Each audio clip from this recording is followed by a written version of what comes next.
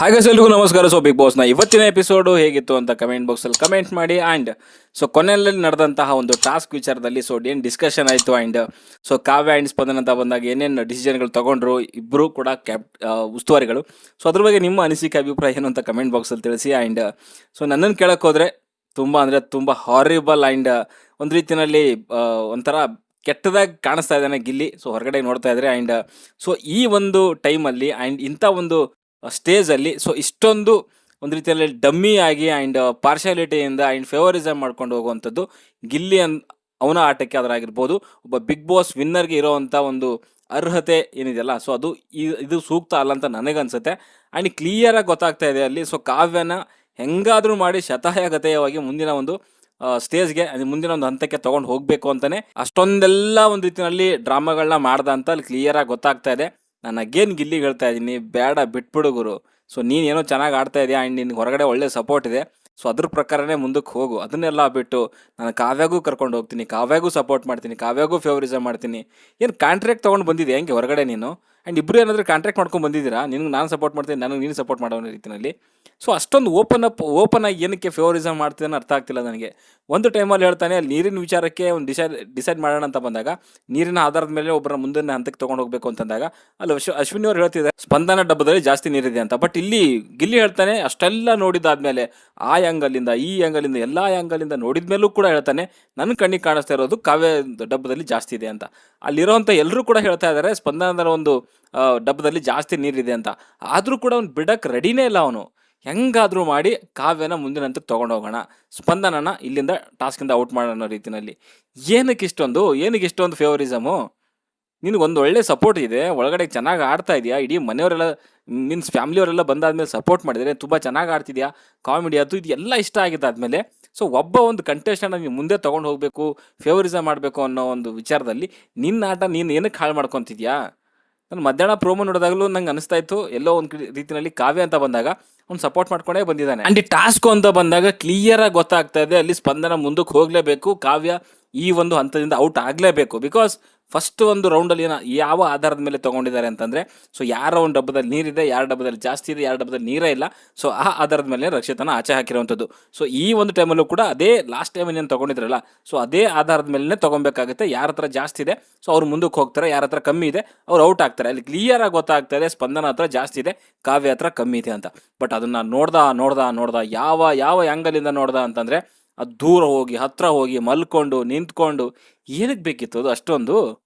ಕಾವ್ಯ ಉಳಿಸೋದಕ್ಕೆ ನನ್ನ ಪ್ರಕಾರ ಅನಿಸುತ್ತೆ ಅವ್ನು ಯೋಚನೆ ಮಾಡ್ತಾ ಇದ್ದ ಅಲ್ಲಿ ಏನು ಅಲ್ಲಿಂದ ಇಲ್ಲಿಗೆ ಒಂದು ಓಡಾಡದ್ನಲ್ಲ, ಆ ಮಲ್ಕೊಂಡು ನಿಂತ್ಕೊಂಡು ಕೂತ್ಕೊಂಡು ಆ ಟೈಮಲ್ಲಿ ಅವ್ನು ನೋಡ್ತಾ ಇರಲಿಲ್ಲ. ಅವ್ನಿಗೆ ಗೊತ್ತಿತ್ತು ಕಾವ್ಯದು ಕಮ್ಮಿ ಇದೆ, ಸ್ಪಂದನ ಜಾಸ್ತಿ ಇದೆ ಅಂತ. ಬಟ್ ಇವಾಗ ಅಶ್ವಿನಿ ಹತ್ರ ಒಂದು ಒಮ್ಮತ ಬರಬೇಕು ಅಂತಂದರೆ ಏನಾದರೂ ಒಂದು ಡಿಫೈಡ್ ಮಾಡ್ಕೊಬೇಕು, ಕಾವ್ಯ ಅವರ ಮುಂದಕ್ಕೆ ತೊಗೊಂಡು ಹೋಗಬೇಕು ಅಂತಂದರೆ. ಸೊ ಆ ಒಂದು ಯೋಚನೆ ಮಾಡಲಿಕ್ಕೋಸ್ಕರ ಅಷ್ಟೊಂದು ಟೈಮ್ ತೊಗೊಂಡಂತ ನನಗನ್ಸುತ್ತೆ. ಅವನೇನು ಹುಚ್ಚ ಅಲ್ಲ, ಅವನಿಗೇನು ಗೊತ್ತಿಲ್ಲ ಅಂತ ಹೇಳಲಿಕ್ಕೂ ಆಗಲ್ಲ. ಬಿಕಾಸ್ ಅವ್ನು ಯೋಚನೆ ಮಾಡ್ತಾ ಇದ್ದ ಕಾವ್ಯನ ಹೆಂಗಾದ್ರೂ ಮಾಡಿ ಮುಂದಕ್ಕೆ ತೊಗೊಂಡು ಹೋಗಬೇಕು, ಏನು ರೀಸನ್ನ ಕೊಟ್ಟು ಒಮ್ಮತ ಬರೆಸ್ಬೇಕು ಅಶ್ವಿನಿ ಜೊತೆಗೆ ಅನ್ನೋದನ್ನು ತಲೆಯಲ್ಲಿ ಇಟ್ಕೊಂಡೇ ಅವ್ನು ಆ ಥರದ್ದೆಲ್ಲ ಡ್ರಾಮಾ ಮಾಡ್ದಂತ ನನಗನ್ಸುತ್ತೆ. ಬಟ್ ಹೆಂಗೆ ಕಾಣಿಸ್ತಾ ಇದೆ ಅಂತಂದರೆ ಆ ಒಂದು ಚರ್ಚೆ ಟೈಮಲ್ಲಿ ಒಂಥರ ಅಜೀಬಾಗಿ ಕಾಣಿಸ್ತಾ ಇದ್ದ. ಏನಕ್ಕೆ ಅಜೀಬ್ ಆಗ್ತಿದ್ದಾನೋ ಅರ್ಥ ಆಗ್ತಿಲ್ಲ ನನಗೆ. ಆ್ಯಂಡ್ ನನಗಂತೂ ಖಂಡಿತವಾಗ್ಲೂ ಗಿಲ್ಲಿ ಈ ಒಂದು ವಿಚಾರದಲ್ಲಿ ತಪ್ಪು ಮಾಡ್ದ. ಓಕೆ, ತಪ್ಪು ಮಾಡ್ದ ಅಂತ ಹೇಳಿದ್ರಲ್ಲಿ ನನಗೇನು ಹಿಂದೇಟು ಹಾಕೋಕೆ ನಾನಂತೂ ರೆಡಿ ಇಲ್ಲ. ಬಿಕಾಸ್ ಇಲ್ಲಿವರೆಗೂ ಸಪೋರ್ಟ್ ಮಾಡ್ಕೊಂಡು ಬಂದಿದ್ದೀವಿ. ಬಟ್ ಅದನ್ನು ಅವ್ನು ಅರ್ಥ ಮಾಡಿಕೊಂಡು ಸೊ ವೀಕೆಂಡಲ್ಲಿ ಒಂದು ಸ್ವಲ್ಪ ಚಾರ್ಜ್ ಮಾಡಿದ್ರೆ ಬೆಟರ್ ಆಗುತ್ತೆ. ಇನ್ನು ಎಲ್ಲಿವರೆಗೂ ತೊಗೊಂಡು ಹೋಗ್ತೀಯ ಮಾರಯ್ಯ? ಅವಳಿಗೆ ಬೇಕು ಅಂದರೆ ಅವಳು ತಾಕತ್ ಮೇಲೆ ಅವಳು ಬರ್ತಾಳೆ.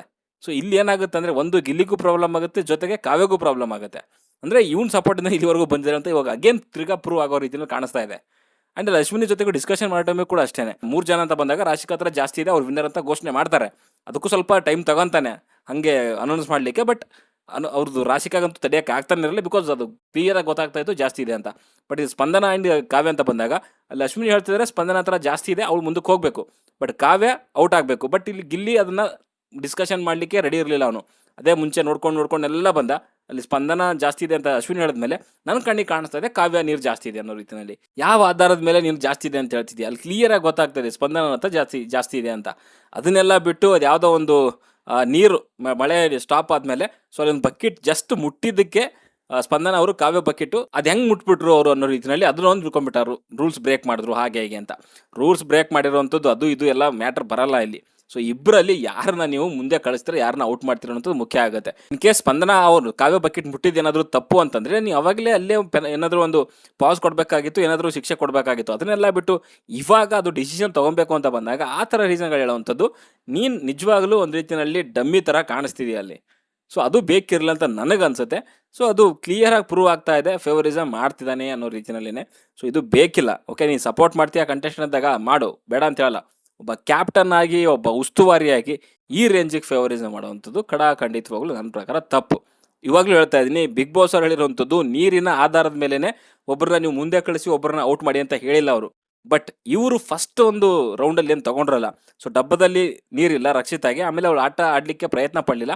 ಸೊ ಆ ಒಂದು ಆಧಾರದ ಮೇಲೆ ಒಂದು ಅವ್ರನ್ನ ಔಟ್ ಮಾಡಿದಾದ್ಮೇಲೆ ಸೆಕೆಂಡ್ ರೌಂಡಲ್ಲೂ ಕೂಡ ಅದೇ ಆಧಾರದ ಮೇಲೆ ತೊಗೊಬೇಕಾಗತ್ತೆ. ಅಲ್ಲಿ ಕಾವ್ಯ ಕೂಡ ಅದೇ ಹೇಳಿದ್ರು, ಉಳಿದಂಥವ್ರು ಕೂಡ ಅದೇ ಹೇಳಿರುವಂಥದ್ದು. ಫಸ್ಟ್ ರೌಂಡಲ್ಲಿ ಯಾವ ಆಧಾರದ ಮೇಲೆ ಒಂದು ಡಿಸಿಷನ್ ತೊಗೊಂಡಿದ್ದಾರೆ, ಸೊ ಅದೇ ಒಂದು ಆಧಾರದ ಮೇಲೆ ಸೆಕೆಂಡ್ ರೌಂಡಲ್ಲೂ ಕೂಡ ತೊಗೊಬೇಕು ಅಂತ ಹೇಳಿದ್ರು. ನನಗೂ ಕೂಡ ಅದೇ ಸರಿ ಅಂತ ಅನ್ಸುತ್ತೆ. ಅಥವಾ ಅದು ಇಲ್ಲ ಅಂತಂದಾಗ ಕೂಡ ಡಿಸ್ಕಷನ್ ಮಾಡ್ಬೋದಾಗಿತ್ತು. ಇಲ್ಲ, ಇಡೀ ಒಂದು ಬಿಗ್ ಬಾಸ್ ಆಟ ಅಂತ ಬಂದಾಗಲೂ ಕೂಡ ಅದ್ರ ಬಗ್ಗೆ ಕೂಡ ಡಿಸ್ಕಷನ್ ಮಾಡಬೇಕಾಗಿತ್ತು. ಅಲ್ಲಿ ಗಿಲ್ಲಿ ಡಿಸ್ಕಷನ್ ಮಾಡೋಕ್ಕೆ ರೆಡಿ ಇಲ್ಲ. ಒಟ್ಟಿನಲ್ಲಿ ಅವನಿಗೇನು ಕಾವ್ಯನ ತೊಗೊಂಡು ಹೋಗಬೇಕು, ಸ್ಪಂದನ ಇಲ್ಲೇ ಬಿಡಬೇಕಾಗಿತ್ತು. ಸೊ ಅವನು ಆಮೇಲೆ ಹೇಳಬೇಕಾಗಿತ್ತು, ನಾನು ಫಸ್ಟ್ ರೌಂಡಲ್ಲಿ ಆ ಥರ ತಗೊಂಡೆ, ನನಗೆ ಇವಾಗ ಇಡೀ ಬಿಗ್ ಬಾಸ್ ಆಟ ನೋಡಿನೇ ಮುಂದೆ ಕಳಿಸ್ತೀನಿ ಕ್ಯಾಪ್ಟನ್ಸಿ ಇದಕ್ಕೆ. ಬಿಕಾಸ್ ಕ್ಯಾಪ್ಟನ್ಸಿ ಆಟ ಅಂತ ಬಂದಾಗ ಬರೀ ಕ್ಯಾಪ್ಟನ್ ಆಗುವಂಥದ್ದಲ್ಲ, ಅವ್ರು ಡೈರೆಕ್ಟಾಗಿ ಇನ್ ಕೇಸ್ ಕ್ಯಾಪ್ಟನ್ ಆದರೆ ಡೈರೆಕ್ಟಾಗಿ ಫಿನಾಲೆ ವರ್ಕ್ ಹೋಗ್ತಾರೆ. ಸೊ ಅದು ಕೂಡ ತಲೆಯಲ್ಲಿ ಇರಬೇಕಾಗುತ್ತೆ. ಅಲ್ಲಿ ಓನ್ಲಿ ಕ್ಯಾಪ್ಟನ್ ಆಗುವಂಥದ್ದಲ್ಲ ಇಲ್ಲಿ. ಸೊ ಡೈರೆಕ್ಟಾಗಿ ಫಿನಾಲೆ ವರ್ಕ್ ಹೋಗ್ತಾರೆ. ಸೊ ವೀಕ್ ಇರುವಂಥ ಕಂಟೆಸ್ಟೆಂಟು ಜಸ್ಟ್ ಟಾಸ್ಕಲ್ಲಿ ಗೆದ್ದಿದ ತಕ್ಷಣ ಮುಂದೆ ಹೋಗ್ತಾರಾ? ಸೊ ಅದು ಕೂಡ ಯೋಚನೆ ಮಾಡಬೇಕಾಗಿತ್ತು. ಬಟ್ ಅಲ್ಲಿ ಗಿಲ್ಲಿ ಅದ್ರ ಬಗ್ಗೆ ಪ್ರಶ್ನೆ ಮಾಡಲಿಲ್ಲ. ಇನ್ನು ಕಾವ್ಯ ಉಳಿಸ್ಕೊಬೇಕು ಅಂದರೆ ಆ ರೀತಿಯಲ್ಲಿ ಕೂಡ ಪ್ರಶ್ನೆ ಮಾಡಬೇಕಾಗಿತ್ತು. ನೀನು ಮಾಡ್ತಿರೋಂಥದ್ದೇನು ಸುಮ್ಮನೆ ಟೈಮ್ ವೇಸ್ಟ್ ಮಾಡ್ಕೊಂಡು ಕಾವ್ಯನ ಮುಂದೆ ತೊಗೊಂಡು ಹೋಗಬೇಕು ಅನ್ನೋ ರೀತಿಯಲ್ಲಿ ಮಾಡ್ತಿದ್ದೆ. ಬಟ್ ನಿನ್ನ ಹತ್ರ ಯಾವುದು ಕೂಡ ಪಾಯಿಂಟ್ ಇಲ್ಲ. ಅಲ್ಲಿ ನಿನಗೆ ಪಾಯಿಂಟ್ನ ಹೇಳಲಿಕ್ಕೆ, ಕಾವ್ಯವ್ರನ್ನ ಡಿಫೈನ್ ಮಾಡ್ಕೊಳ್ಳಿಕ್ಕೆ ಯಾವುದು ಪಾಯಿಂಟ್ಸ್ಗಳು ಸಿಗ್ತಾ ಇಲ್ಲ. ಆಮೇಲೆ ಯಾವ ರೀಸನ್ಗಳು ಕೂಡ ಸಿಗ್ತಾ ಇಲ್ಲ. ಕೊನೆಗೇನಾಗುತ್ತೆ, ಎಲ್ಲರೂ ಕೂಡ ಹೇಳಿದ್ದಾದ್ಮೇಲೆ ಅಗೇನ್ ಅಲ್ಲಿ ಎಲ್ಲರೂ ಕೂಡ ನೀರಲ್ಲೆಲ್ಲ ನೆಂದ್ಬಿಟ್ಟು ಸೊ ಕಾಯ್ಕೊಂಡು ನಿಂತ್ಕೊಂಡಿದ್ದಾರೆ. ಸೊ ಅಂಥ ಟೈಮಲ್ಲೂ ಕೂಡ ನೀನು ಇನ್ನೂ ಡಿಲೇ ಮಾಡ್ತೀಯ ಅಂತಂದರೆ ಸೊ ಉಸ್ತುವಾರಿಯಾಗಿ ಖಂಡಿತವಾಗ್ಲೂ ಒಂಥರ ಅದು ಅಜೀಬಾಗಿ ಕಾಣಿಸ್ತಾ ಇತ್ತು ಅಂತ ನನಗನ್ಸುತ್ತಪ್ಪ. ಓಕೆ, ಆ್ಯಂಡ್ ಇನ್ನು ಈ ವಾರದ ಒಂದು ಟಾಸ್ಕ್ ಏನು ಅನೌನ್ಸ್ ಮಾಡ್ತಾರಲ್ಲ ಬಿಗ್ ಬಾಸ್ ಅವರು, ಸೊ ಅಲ್ಲೇ ಒಂದು ರೀತಿಯಲ್ಲಿ ಬಿಗ್ಗೆಸ್ಟ್ ಟ್ವಿಸ್ಟ್ ಕೊಟ್ಟರು ಅಂತಲೇ ಹೇಳ್ಬೋದು. ಬಿಕಾಸ್ ವಾರದ ಟಾಸ್ಕ್ಗಳನ್ನ ಗೆದ್ದು ಸೊ ನೆಕ್ಸ್ಟ್ ವೀಕಿಗೆ ಕ್ಯಾಪ್ಟನ್ ಆಗ್ತಾರೆ ಅವರು. ನೇರವಾಗಿ ಸೊ ಫಿನಾಲೆ ವೀಕ್ಗೆ ಎಂಟ್ರಿ ಆಗ್ತಾರೆ ಅಂತ ಬಿಗ್ ಬಾಸ್ ಅನೌನ್ಸ್ ಮಾಡ್ತಾರೆ. ಆ್ಯಂಡ್ ಸೊ ಮುಂದೆ ಆಗುವಂಥ ಕ್ಯಾಪ್ಟನ್ನು ಸೊ ಈ ಒಂದು ಬಿಗ್ ಬಾಸ್ ಸೀಸನ್ 12ರ ಕೊನೆಯ ಕ್ಯಾಪ್ಟನ್ ಆಗ್ತಾರೆ ಅನ್ನೋ ರೀತಿಯಲ್ಲಿ ಹೇಳ್ತಾರೆ. ಜೊತೆಗೆ ಸೊ ಅದೇ ರೀತಿಯಲ್ಲಿ ಈ ಒಂದು ವಾರದ ಕ್ಯಾಪ್ಟನ್ಸಿ ಟಾಸ್ಕ್ಗಳನ್ನ ಕೂಡ ಒಂದು ಡಿಸೈನ್ ಆಗಿರುತ್ತೆ ಅನ್ನೋ ರೀತಿಯಲ್ಲಿ ಸೊ ಅಲ್ಲಿ ಅನೌನ್ಸ್ ಮಾಡುವಂಥದ್ದು. ಆ್ಯಂಡ್ ಇದ್ರ ಮಧ್ಯೆ ಬಿಗ್ ಬಾಸ್ ಅವರು ಇನ್ನೂ ಒಂದು ದೊಡ್ಡ ಟ್ವಿಸ್ಟ್ ಕೊಡ್ತಾರೆ. ಅದೇನು ಅಂತಂದರೆ, ಒಂದು ಈ ವಾರದ ಒಂದು ಕ್ಯಾಪ್ಟನ್ ಆಗಿರುವಂಥ ಗಿಲ್ಲಿ ಅವರು ನೇರವಾಗಿ ಕ್ಯಾಪ್ಟನ್ಸಿ ಟಾಸ್ಕಿಗೆ ಆಯ್ಕೆ ಆಗ್ತಾರೆ. ಜೊತೆಗೆ ಸೊ ಅಲ್ಲಿ ಇನ್ನೊಂದು ಆಪ್ಷನ್ ಕೊಡುವಂಥದ್ದು ಏನು ಅಂತಂದರೆ, ಗಿಲ್ಲಿಗೆ ಒಂದು ಅಧಿಕಾರ ಕೊಡ್ತಾರೆ. ಅದೇನು ಅಂತಂದರೆ, ಈ ಮನೆಯವ್ರ ಜೊತೆ ಫೈಟ್ ಕೊಡೋಕ್ಕಾಗದೆ ಸೊ ಇರೋವಂಥ ವೀಕ್ ಕಂಟೆಸ್ಟೆಂಟ್ನ ಸೊ ನಿಮ್ಮ ರಾಣಿಯಾಗಿ ಆಯ್ಕೆ ಮಾಡ್ಕೊಬೇಕು ಅಂತ ಹೇಳ್ತಾರೆ. ಮೊದಲನೇದಾಗಿ ರಾಜಾಗಿ ಗಿಲ್ಲಿ ಇರ್ತಾನೆ. ಆ್ಯಂಡ್ ನಿಮ್ಮ ಒಬ್ಬ ರಾಣಿಯಾಗಿ ಸೊ ಈ ಮನೆಯಲ್ಲಿ ಫೈಟ್ ಕೊಡೋಕ್ಕಾಗದೇ ಇರೋವಂಥ ವೀಕ್ ಕಂಟೆಸ್ಟೆಂಟನ್ನು ಒಬ್ಬರನ್ನ ರಾಣಿಯಾಗಿ ಆಯ್ಕೆ ಮಾಡ್ಕೋಬೇಕು ಅಂತ ಬಂದಾಗ ಸೊ ಇದು ಸಖತ್ತಾಗಿರುವಂಥ ಟ್ವಿಸ್ಟು. ಇನ್ ಕೇಸ್ ಸುಮ್ಮನೆ ಒಬ್ಬರನ್ನ ರಾಣಿಯಾಗಿ ಆಯ್ಕೆ ಮಾಡ್ಕೊಳ್ಳಿ ಅಂತಂದಿದ್ರೆ ಖಂಡಿತವಾಗ್ಲೂ ಹೇಳ್ತೀನಿ, ಗಿಲ್ಲಿ ಕಾವ್ಯ ಹೆಸರೇ ತಗೊತಿದ್ದ. ಓಕೆ, ಬಟ್ ಇಲ್ಲಿ ಒಂದು ಬಿಗ್ ಬಾಸ್ ತಲೆ ಓಡಿಸಿದಿರೋ ಏನು ಅಂತಂದರೆ, ಮನೆಯವರ ಜೊತೆ ಫೈಟ್ ಕೊಡೋಕ್ಕಾಗದೇ ಇರೋವಂಥದ್ದು, ಜೊತೆಗೆ ವೀಕ್ ಕಂಟೆಸ್ಟೆಂಟನ್ನ ರಾಣಿಯಾಗಿ ಆಯ್ಕೆ ಮಾಡಬೇಕು ಅಂತಂದ ಬಂದಾಗ ಅವನಿಗೆ ಬೇರೆ ಆಪ್ಷನ್ನೇ ಇರಲಿಲ್ಲ. ಅಶ್ವಿನಿ ಅವ್ರನ್ನೇ ಆಯ್ಕೆ ಮಾಡ್ಕೋಬೇಕಾಗಿತ್ತು. ಕಾವ್ಯಾರನ್ನ ಆಯ್ಕೆ ಮಾಡಿದ್ದಿದ್ರೆ ಅವಳು ವೀಕ್ ಕಂಟೆಸ್ಟೆಂಟು, ಅವಳಿಗೆ ಫೈಟ್ ಕೊಡೋಕೆ ಆಗದೇ ಇರೋವಂಥ ಕಂಟೆಸ್ಟೆಂಟು ಅಂತ ಅಲ್ಲಿ ಹೆಸರು ಆ ಒಂದು ಆರೋಪ ಬರ್ತಿರೋ ಕಾರಣಕ್ಕೆ ಸೊ ಅವನೇನು ಮಾಡ್ತಾನೆ, ಅಲ್ಲಿ ಆಬ್ವಿಯಸ್ ಆಗಿ ಆಪ್ಷನ್ ಇಲ್ಲದೆ ಇರೋ ಕಾರಣಕ್ಕೆ ಇರುಸು ಮುರುಸಲ್ಲಿ ಅವ್ರನ್ನ ಆಯ್ಕೆ ಮಾಡ್ತಾನೆ. ಯಾರನ್ನ? ಅಶ್ವಿನಿ ಅವರನ್ನು. ಓಕೆ, ಒಂದು ಒಳ್ಳೆ ಸಖತ್ತಾಗಿರುವಂಥ ಒಂದು ಟ್ವಿಸ್ಟ್ ಕೊಟ್ಟರು ಅಂತಲೇ ಹೇಳ್ಬೋದು ಬಿಗ್ ಬಾಸ್ ಅವರು. ಓಕೆ, ಆ್ಯಂಡ್ ಇದಾದ್ಮೇಲೆ ಬಿಗ್ ಬಾಸ್ ಅವರು ಹೇಳುವಂಥದ್ದು ಏನು ಅಂತಂದರೆ, ಆ್ಯಂಡ್ ಇಬ್ಬರು ಕೂಡ ಗಿಲ್ಲಿ ಆ್ಯಂಡ್ ಅಶ್ವಿನಿ ಅವರು ಸೊ ರಾಜಾರಾಣಿ ಇಬ್ಬರು ಕೂಡ ನೇರವಾಗಿ ಸೊ ಕ್ಯಾಪ್ಟನ್ಸಿ ಒಂದು ಓಟಕ್ಕೆ ಆಯ್ಕೆ ಆಗ್ತಾರೆ. ಆ್ಯಂಡ್ ಇನ್ನು ಉಳಿದಿರೋಂಥ ಒಂದು ಹುಡುಗಿರು ಮತ್ತು ಹುಡುಗರ ಒಂದು ಗುಂಪಲ್ಲಿ ಸೊ ಒಬ್ಬೊಬ್ಬರನ್ನ ಒಂದು ಕ್ಯಾಪ್ಟನ್ಸಿ ಓಟಕ್ಕೆ ಆಯ್ಕೆ ಮಾಡಬೇಕಾಗತ್ತೆ. ಸೊ ಅದಕ್ಕೋಸ್ಕರನೇ ಈ ವಾರದ ಟಾಸ್ಕ್ಗಳನ್ನ ಕೂಡ ಡಿಸೈನ್ ಮಾಡಿರ್ತಾರೆ. ಒಂದು ಪುರುಷ ಸದಸ್ಯನ, ಇನ್ನೊಂದು ಮಹಿಳಾ ಸದಸ್ಯನ ಸೊ ಕ್ಯಾಪ್ಟನ್ಸಿ ಒಂದು ಓಟಕ್ಕೆ ಆಯ್ಕೆ ಮಾಡಬೇಕು ಅಂತಂದಾಗ ಅಲ್ಲಿ ಟಾಸ್ಕ್ಗಳನ್ನ ಕೊಡ್ತಾರೆ. ಆ್ಯಂಡ್ ಇದಾದಮೇಲೆ ಅಲ್ಲಿ ಗಿಲ್ಲಿ ವರ್ಸಸ್ ಧ್ರುವ ಅಂತ ಕಿತ್ತಾಟ ನಡೆಯುತ್ತೆ. ಅದೇ ಒಂದು ಫನ್ ಆಗಿ ನಡೆಯುವಂಥದ್ದು, ಅದೇ ಅಶ್ವಿನಿ ಅವರಿಗೆ ಆಯ್ಕೆ ಮಾಡಿಕೊಂಡಿರುವಂಥದ್ದು ಅದರಾಗಿರ್ಬೋದು. ಕೆಲವೊಂದು ವಿಚಾರ ಇಟ್ಕೊಂಡು ಇವತ್ತು ಸಿಕ್ಕಾಬಟ್ಟೆ ಗಿಲ್ಲಿ ವರ್ಸಸ್ ಧ್ರುವ ಅಂತ ಕಿತ್ತಾಟ ಆಯಿತು. ಟಾಸ್ಕ್ ಮಧ್ಯದಲ್ಲೂ ಕೂಡ ಅಲ್ಲಿ ಕೆಲವೊಂದು ವಿಚಾರಗಳು ಧ್ರುವ ಅಂತ ಆಡಿರುವಂಥದ್ದು ಗಿಲ್ಲಿಗೆ ಇಷ್ಟ ಆಗಲಿಲ್ಲ. ಮೇ ಬಿ ಅಲ್ಲಿ ಕಾವ್ಯ ಅವ್ರನ್ನ ಪಾಯಿಂಟ್ ಔಟ್ ಮಾಡಿ ಅಲ್ಲಿ ಧ್ರುವ ಅಂತ ಹೇಳ್ದ ಅಂತ ಅನ್ಸುತ್ತೆ. ಅಂದರೆ ಚೇರ್ ಬೇಕಾಗುತ್ತೆ ಅನ್ನೋ ರೀತಿಯಲ್ಲಿ, ಅಥವಾ ಯಾಕೆ ಉರಿತಾ ಇದೆಯಾ ಅನ್ನೋ ಅಂತ ಹೇಳ್ಬಿಟ್ಟು ರೀತಿಯಲ್ಲಿ ಗಿಲ್ಲಿಗೆ ಧ್ರುವ ಅಂತ ಹೇಳ್ದ. ಅದೇ ಧ್ರುವಂತ್ಗೆ ಗಿಲ್ಲಿ ಹೇಳಿರುವಂಥದ್ದು ಮಾತಾಡಬೇಡ ಅನ್ನೋ ರೀತಿಯಲ್ಲಿ ಕೆಲವೊಂದು ಮಾತಂದಾಗ ಯಾಕೆ ಉರಿತಾ ಇದೆಯಾ ಅನ್ನೋ ರೀತಿಯಲ್ಲಿ ಅವನು ಧ್ರುವಂತ್ ಮಾತಾಡ್ತಾ ಇದ್ದ. ಸೊ ಧ್ರುವಂತ್ ಖಂಡಿತವಾಗ್ಲೂ ಇವಾಗ ಗಿಲ್ಲಿಗೆ ಒಂದು ಅಟ್ಯಾಕ್ ಅಂತೂ ಖಂಡಿತವಾಗ್ಲೂ ಮಾಡ್ತಾ ಇದ್ದಾನೆ. ಬಟ್ ಗಿಲ್ಲಿ ಸ್ವಲ್ಪ ಡಿಫೈನ್ ಮಾಡ್ಕೊಳ್ಳೋದ್ರಲ್ಲಿ ಎಲ್ಲೋ ಒಂದು ರೀತಿಯಲ್ಲಿ ಸ್ಟಾರ್ಟಿಂಗ್ ಇದ್ದಂಥ ಒಂದು ಆ ಜೋಶು ಇವಾಗ ಕಾಣಿಸ್ತಾ ಇಲ್ಲ. ಯಾಕೆ ಏನು ಅಂತ ನನಗೆ ಗೊತ್ತಿಲ್ಲ. ಓಕೆ, ಅದು ನೀವೇ ಡಿಸೈಡ್ ಮಾಡ್ಕೊಳ್ಳಿ. ಓಕೆ, ಆ್ಯಂಡ್ ಇದಾದಮೇಲೆ ಅಲ್ಲಿ ಬಿಗ್ ಬಾಸ್ ಅವರು ಟಾಸ್ಕ್ನ ಅನೌನ್ಸ್ ಮಾಡ್ತಾರೆ. ಅದೇ ನೀರು ಸಂಗ್ರಹಿಸುವಂಥದ್ದು. ಆಲ್ರೆಡಿ ನೋಡಿದ್ರೆ ನೀವು ಫಸ್ಟ್ ರೌಂಡಲ್ಲಿ ಅಲ್ಲಿ ಕ್ಲಿಯರಾಗಿ ಗೊತ್ತಾಗ್ತಾ ಇತ್ತು. ಅಲ್ಲಿ ಕಾವ್ಯ ಆದ್ರಾಗಿರ್ಬೋದು, ಸ್ಪಂದನ ಆದ್ರಾಗಿರ್ಬೋದು, ರಾಶಿಕಾ ಆದ್ರಾಗಿರ್ಬೋದು, ಅವ್ರು ಗೆಲ್ಲಬೇಕು ಅಂತ ಆಡ್ತಾ ಇದ್ರು ಆ್ಯಂಡ್ ಬೇರೆಯವ್ರನ್ನ ಸೋಲ್ಸ್ಬೇಕು ಅಂತ ಆಟ ಆಡ್ತಾ ಇದ್ರು. ಬಟ್ ಇಲ್ಲಿ ರಕ್ಷಿತಾ ಮಾಡ್ತಿರೋಂಥದ್ದು ಏನು ಅಂತಂದರೆ, ಬರೀ ತಾನು ಸೋಲ್ತೀನೋ ಬಿಡ್ತೀನೋ ಗೊತ್ತಿಲ್ಲ, ಅವ್ರ ನೀರನ್ನ ಖಾಲಿ ಮಾಡಬೇಕು, ಅವ್ರನ್ನ ಸೋಲಿಸ್ಬೇಕು ಅಂತ. ಅವಳು ಗೆಲ್ಲೋದಕ್ಕೆ ಆಡಲೇ ಇಲ್ಲ ಅವಳು.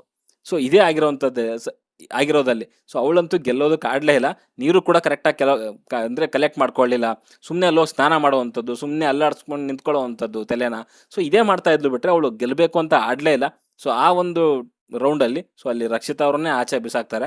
ಇನ್ನು ಉಳಿದಂಥ 3 ಸದಸ್ಯರನ್ನ ಮುಂದಕ್ಕೆ ತೊಗೊಂಡು ಹೋಗ್ತಾರೆ. ಓಕೆ, ಆ್ಯಂಡ್ ಸೆಕೆಂಡ್ ರೌಂಡಲ್ಲಿ ಒಂದು ಟ್ವಿಸ್ಟ್ ತರ್ತಾರೆ ಬಿಗ್ ಬಾಸ್ ಅವ್ರು. ಏನು ಅಂತಂದರೆ, ಸೊ ಪುರುಷ ಸದಸ್ಯರು ಕೂಡ ಮಹಿಳಾ ಸದಸ್ಯರಿಗೆ ಸಪೋರ್ಟ್ ಮಾಡಿಕೊಂಡು ಅವರ ಒಂದು ಡಬ್ಬದಲ್ಲಿ ನೀರನ್ನು ಕಲೆಕ್ಟ್ ಮಾಡ್ಕೊಂಡು ತಂದು ಹಾಕ್ಬೋದು. ಬಟ್ ಅವರು ಚೆಲ್ಲೋ ಹಾಗಿಲ್ಲ ಅನ್ನೋ ರೀತಿಯಲ್ಲಿ. ಓಕೆ, ಸೊ ಅಲ್ಲಿ ನೀವು ನೋಡಿದಿರ ಕೆಲವರಲ್ಲಿ ಧ್ರುವಂತ್ ಮೇ ಬಿ ಸ್ಪಂದನಾಗೆ ಒಂದು ಸಪೋರ್ಟ್ ಮಾಡ್ದ ಅಂತ ಅನ್ಸುತ್ತೆ. ಆ್ಯಂಡ್ ಧನುಷ್ ಆ್ಯಂಡ್ ರಘು ಅಂತ ಬಂದಾಗ ಸೊ ಮೇ ಬಿ ಅಲ್ಲಿ ಎಲ್ರಿಗೂ ಕೂಡ ಈಕ್ವಲ್ ಆಗಿ ಮಾಡ್ದಂಗಿತ್ತು. ಕೆಲವರಿಗೆ ಹೆಚ್ಚು, ಕೆಲವ್ರಿಗೆ ಕಮ್ಮಿ ಇತ್ತು. ಬಟ್ ಅಲ್ಲಿ ಆ ಒಂದು ರೌಂಡಲ್ಲಿ ರಾಶಿಕಾದು ಜಾಸ್ತಿ ನೀರಿತ್ತು. ಫೈಟ್ ಎಲ್ಲ ಆಯಿತು. ಓಕೆ, ಸ್ಪಂದನಾದ್ರಾಗಿರ್ಬೋದು, ರಾಶಿಕಾದ್ರಾಗಿರ್ಬೋದು, ಕಾವ್ಯಾದ್ರಾಗಿರ್ಬೋದು, ಒಂದು ಒಳ್ಳೆ ಫೈಟ್ ಇತ್ತು. ಅವರು ಗೆಲ್ಲಬೇಕು ಅಂತ ಆಡ್ತಾ ಇದ್ರು ಆ್ಯಂಡ್ ಬೇರೆಯವ್ರನ್ನ ಸೋಲಿಸಬೇಕು ಅಂತ ಆಡ್ತಾ ಇದ್ರು. ಬಟ್ ಒಂದು ಒಳ್ಳೆ ಫೈಟ್ ಅಂತೂ ಖಂಡಿತವಾಗ್ಲೂ ಇತ್ತು. ಸೊ ಕೊನೆಗೆ ಅಲ್ಲಿ ಕ್ಲಿಯರಾಗಿ ಗೊತ್ತಾಗ್ತಾ ಇತ್ತು ರಾಶಿಕಾ ಅವರ ಒಂದು ಕಂಟೆಂಟಲ್ಲಿ ಜಾಸ್ತಿ ಇದೆ ಅಂತ. ಸೊ ಅಲ್ಲಿ ರಾಶಿಕಾ ಅವರು ಖಂಡಿತವಾಗ್ಲೂ ವಿನ್ ಆಗ್ತಾರೆ ಅಂತ ಅಲ್ಲಿ ಯಾರಿಗೂ ಡೌಟೇ ಇರಲಿಲ್ಲ. ಅಲ್ಲಿ ರಾಶಿಕಾ ಅವರು ಮುಂದಿನ ಹಂತಕ್ಕೆ ಹೋಗ್ತಾರೆ ಅಂತ ಅಲ್ಲಿ ಕನ್ಫರ್ಮ್ ಆಗಿತ್ತು. ಬಿಕಾಸ್ ಅವ್ರ ಒಂದು ಡಬ್ಬದಲ್ಲಿ ಅವರಿಬ್ಬರಿಗೂ ಕಂಪೇರ್ ಮಾಡಿದ್ರೆ ಇನ್ನೂ ಜಾಸ್ತಿನೇ ಇತ್ತು, ಕ್ಲಿಯರಾಗಿ ವಿಸಿಬಲ್ ಆಗ್ತಾ ಇತ್ತು. ಅಲ್ಲಿ ರಾಶಿಕಾ ಆ ಒಂದು 2ನೇ ರೌಂಡ್ದು ವಿನ್ನರ್ ಆಗ್ತಾರೆ. ಅವರು 3ನೇ ಒಂದು ರೌಂಡ್ಗೆ ಹೋಗ್ತಾರೆ. ಬಟ್ ಇಲ್ಲಿ ಸ್ಪಂದನ ಆ್ಯಂಡ್ ಕಾವ್ಯ ಅಂತ ಬಂದಾಗ ಸೊ ಇದೇ ಲಾಸ್ಟ್ ನಾನು ಹೇಳಿದ್ನಲ್ಲ ಸ್ಟಾರ್ಟಿಂಗಲ್ಲೇ, ಸೊ ಆ ಒಂದು ಕಿತ್ತಾಟ ಶುರುವಾಗಿರುವಂಥದ್ದು. ಸ್ಪಂದನ ಆ್ಯಂಡ್ ಕಾವ್ಯ ಅಂತ ಬಂದಾಗ ಗಿಲ್ಲಿ ಇಷ್ಟೊಂದೆಲ್ಲ ಹೈಡ್ರಾಮಾ ಮಾಡುವಂಥದ್ದು ಅವಶ್ಯಕತೆ ಇರಲಿಲ್ಲ. ಅವನು ಮಾಡ್ದ. ನನ್ನ ಪ್ರಕಾರ ಅವನು ಹೊರಗಡೆಗೆ ಇವಾಗ ಅಜೀಬಾಗಿ ಕಾಣಿಸ್ತಾ ಇದ್ದಾನೆ. ಸೊ ಆಲ್ರೆಡಿ ನೋಡ್ತಾ ಇದ್ದೀರಾ ಸೋಷಿಯಲ್ ಮೀಡಿಯಾದಲ್ಲಿ ಹಾಗೆ ಹೀಗೆ ಅಂತೆಲ್ಲ ಕಮೆಂಟ್ಗಳು ಬರ್ತಾ ಇದೆ. ಆ್ಯಂಡ್ ಇಂಥ ಒಂದು ಫೈನಲ್ ಸ್ಟೇಜಲ್ಲಿ ಬಂದಾದಮೇಲೆ ಸೊ ಈ ರೀತಿಯಲ್ಲಿ ಪಾರ್ಶಿಯಾಲಿಟಿ ಮಾಡುವಂಥದ್ದು, ಫೇವರಿಸಮ್ ಮಾಡುವಂಥದ್ದು ಬೇಕಿಲ್ಲ ಅಂತ ಕ್ಲಿಯರಾಗಿ ಗೊತ್ತಾಗ್ತಾ ಇದೆ. ಆ್ಯಂಡ್ ಅಶ್ವಿನಿ ಆ್ಯಂಡ್ ಅಲ್ಲಿ ಧ್ರುವಂತ್ ಅವ್ರು ಏನೇನು ಅವನಿಗೆ ಕೌಂಟ್ರ್ಗಳು ಕೊಡ್ತಿದ್ದಾರೆ ಆ್ಯಂಡ್ ಆ ಕೌಂಟ್ರ್ಗಳಿಗೆ ರೀಪ್ಲೇ ಕೊಡಲಿಕ್ಕೆ ಅವನಿಗೆ ಸ್ವಲ್ಪ ಕಷ್ಟ ಆಗ್ತಾ ಇದೆ. ಆಮೇಲೆ ತುಂಬ ಸೀರಿಯಸ್ ಫೇಸ್ ಕಾಣಿಸ್ತಾ ಇದೆ ನನಗೆ. ಸೊ ಅವ್ನು ಕ್ಯಾಪ್ಟನ್ ಇದ್ದಾಗ ಆದರೂ ಇವಾಗಿರೋದಕ್ಕೂ ಕೂಡ ಕಂಟೆಸ್ಟೆಂಟ್ ಇದ್ದಾಗ ಇದ್ನಲ್ಲ, ಸೊ ಅದಕ್ಕೂ ಕೂಡ ತುಂಬ ಲಾಟ್ ಆಫ್ ಡಿಫ್ರೆನ್ಸ್ ಕಾಣಿಸ್ತಾ ಇದೆ. ಅಲ್ಲಿ ಧ್ರುವಂತ್ ಕೊಡ್ತಿರೋಂಥ ಕೌಂಟ್ರ್ಗಳಿಗೆ, ಅಶ್ವಿನಿ ಕೊಡ್ತಿರೋಂಥ ಕೌಂಟ್ರ್ಗಳಿಗೆ ಅವನ ಹತ್ರ ಎಲ್ಲೋ ಉತ್ತರನೇ ಇಲ್ಲ ಅನ್ನೋ ರೀತಿಯಲ್ಲಿ ಆಗ್ತದೆ. ಪ್ರತಿ ಹಂತದಲ್ಲಿ ಕೂಡ ಹಂಗೆ ಅನಿಸ್ತಾ ಇದೆ. ಬಿಕಾಸ್ ಅವ್ನ ತಲೆಯಲ್ಲಿ ಬೇರೆನೇ ಓಡ್ತಾ ಇದೆ. ಸೊ ಆ ಒಂದು ತಲೆಯಲ್ಲಿ ಬೇರೆ ಓಡ್ತಿರೋವಂಥದ್ದನ್ನು ಬಿಟ್ಟು ತನ್ನ ಆಟನ ತಾನಾಡಿದ್ರೆ ಸೊ ಈ ಥರದೊಂದು ರಿಸ್ಕ್ಗಳೇ ಬರಲ್ಲ. ಸೊ ಈ ಥರ ಅಜೀಬಾಗುವಂಥದ್ದೇ ಇರಲ್ಲ. ಅಲ್ಲಿ ರಕ್ಷಿತಾ ಬಂದು ಬುದ್ಧಿ ಹೇಳೋ ರೀತಿಯಲ್ಲಿ ಆಗ್ತಾ ಇದೆ. ಅಲ್ಲಿ ರಕ್ಷಿತಾ ಹೇಳ್ತಾಳೆ, ಗಿಲ್ಲಿನ ನೋಡಿ ಭಯ ಆಗ್ತಾ ಇದೆ ನನಗೆ, ಇವ್ನು ಯಾಕೆ ಹಿಂಗೆ ಆಡ್ತಿದ್ದೆ ಅನ್ನೋ ರೀತಿಯಲ್ಲಿ. ನೀನು ರಾಜೇ ಆಗಿದೆ, ರಾಜನ್ ಥರ ಇರು ಅನ್ನೋ ರೀತಿಯಲ್ಲಿ. ಕಂಟೆಸ್ಟೆಂಟ್ ಆಗಿದ್ದಾಗ ನೆಟ್ಟಗಿದ್ದೆ, ಸೊ ರಾಜೇ ಆಗಿ ನೀನು ಇವಾಗ ಕೆಟ್ಟದಾಗ ಆಡ್ತಿದ್ದೆ ಅನ್ನೋ ರೀತಿಯಲ್ಲಿ ಹೇಳ್ತಿದ್ದಾಳೆ ಅವಳು. ರಕ್ಷಿತಾಗೇನು ಗಿಲ್ಲಿ ಚಿಂತೆ, ಗಿಲ್ಲಿಗೇನು ಕಾವ್ಯ ಚಿಂತೆ, ಇದೇ ಆಗ್ತಿರೋದಲ್ಲಿ. ಕೊನೆಗೆ ಏನೋ ಡಿಸ್ಕಷನ್ ಮಾಡಿ ಕಾವ್ಯ ಅವ್ರನ್ನ ಔಟ್ ಮಾಡಿ ಸ್ಪಂದನ ಅವ್ರನ್ನ ಮುಂದಕ್ಕೆ ತೊಗೊಂಡು ಹೋಗ್ತಾರೆ. ಬಟ್ ಖಂಡಿತವಾಗ್ಲೂ ನನ್ನ ಪ್ರಕಾರ ಗಿಲ್ಲಿ ಈ ಥರ ಮಾಡೋವಂಥದ್ದು ಅವಶ್ಯಕತೆ ಇರಲಿಲ್ಲ. ಅಟ್ಲೀಸ್ಟ್ ಇನ್ನು ಮುಂದೆ ಆದರೂ ಸೊ ಬಿಟ್ಬಿಟ್ಟು ಸೊ ತನ್ನ ಆಟನ ಆ್ಯಂಡ್ ಏನು ಉಸ್ತುವಾರಿ ಮಾಡ್ತಾನೆ ಅದನ್ನು ಹಾನೆಸ್ಟಾಗಿ ಸೊ ಏನಿದೆ ಅದನ್ನು ತೊಗೊಂಡ್ರೆ ಬೆಟರ್ ಅಂತ ನನಗೆ ಅನ್ಸುತ್ತಪ್ಪ. ಓಕೆ, ಸುಮಾರು ಜನಕ್ಕೆ ಗಿಲ್ಲಿ ಫ್ಯಾನ್ಸ್ಗಳಿಗೆ ಬೇಜಾರು ಆಗಿರ್ಬೋದೇನೋ, ಬಟ್ ಏನೂ ಮಾಡೋಕ್ಕಾಗಲ್ಲ. ಇರೋವಂಥ ಸತ್ಯನ ಹೇಳ್ತಾ ಇದ್ದೀನಿ ನಾನು. ನಿಮ್ಗೆ ಆಲ್ರೆಡಿ ಗೊತ್ತಿದೆ, ನನ್ನ ಚಾನಲ್ ಅಂತ ಬಂದಾಗ ಸ್ಟಾರ್ಟಿಂಗಿಂದ ಇಲ್ಲಿವರೆಗೂ ಕೂಡ ಗಿಲ್ಲಿನ ಸಪೋರ್ಟ್ ಮಾಡ್ಕೊಂಡೇ ಬಂದಿದ್ದೀನಿ. ಕೆಲವು ವಿಚಾರದಲ್ಲಿ ಚಿಕ್ಕದಾಗಿ ತಪ್ಪು ಮಾಡಿದಾಗ ಕೂಡ ಚಿಕ್ಕದಾಗಿ ಹೇಳಿದ್ದೀನಿ, ತುಂಬ ದೊಡ್ಡ ಮಟ್ಟದಲ್ಲಿ ತೊಗೊಂಡೋಗಿ ಹೇಳಿಲ್ಲ. ಬಟ್ ಅಗೇನ್ ಹೇಳ್ತಾ ಇದ್ದೀನಿ, ತಿದ್ಕೊಳ್ಳೇಬೇಕು. ಈ ತಪ್ಪು ಆಗಿದೆ, ಒಪ್ಕೊತೀನಿ, ಬಟ್ ತಿದ್ಕೊಳ್ಳೇಬೇಕು. ಓಕೆ, ತಿದ್ಕೊಂಡಿಲ್ಲ ಅಂತಂದರೆ ಕಷ್ಟ ಆಗುತ್ತೆ. ಅಗೇನ್ ಕಾವ್ಯ ಸಹವಾಸ ಬಿಟ್ಟರೆ ಒಳ್ಳೆಯದು, ಇಲ್ಲ ಅಂದರೆ ಕಷ್ಟ ಇದೆ. ಬಾಯ್ ಬಾಯ್.